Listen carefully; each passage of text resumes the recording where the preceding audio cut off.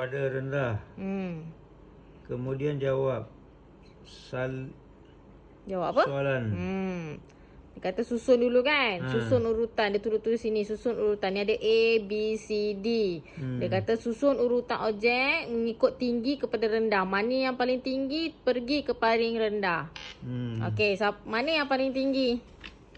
Gambar-gambar ni, mana paling tinggi? Yang paling tinggi A. Okey, tulis A dulu. A.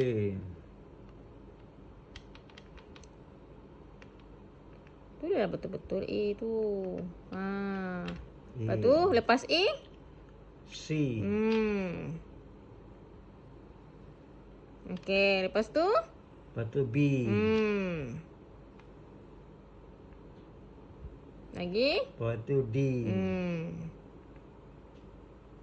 Okey, lepas tu baca soalan, jawab. Baca soalan ni. Objek yang manakah paling rendah?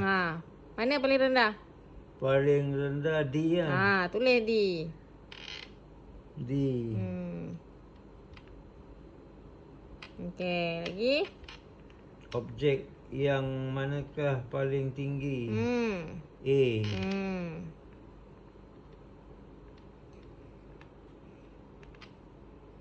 Okey.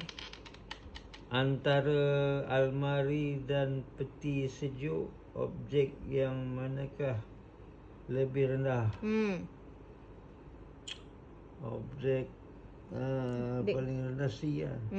Dia kata antara B.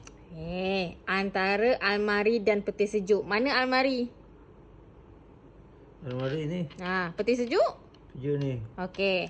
Objek yang manakah lebih rendah? Almari ke peti sejuk? Peti sejuk lah. Peti sejuk apa? C. Okey.